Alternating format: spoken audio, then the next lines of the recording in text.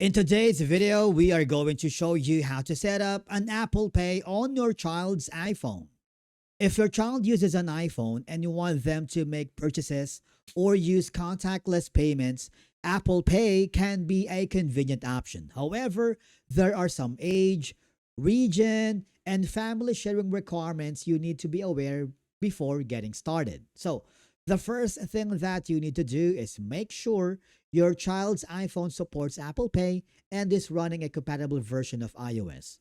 Keep in mind that Apple Pay availability and age requirements can vary depending on your country or region. So in this case, you want to make sure to create an account for your child. To do that, I want you to go to the settings of your iPhone and go to the family. Now, the family sharing features, if you haven't set up it yet, all I have to do is click this button and create an account for your child and follow the on-screen instructions. Keep in mind that if you are adding a card for a child, make sure the card is eligible to be added to Apple Pay and that the card issuer allows it.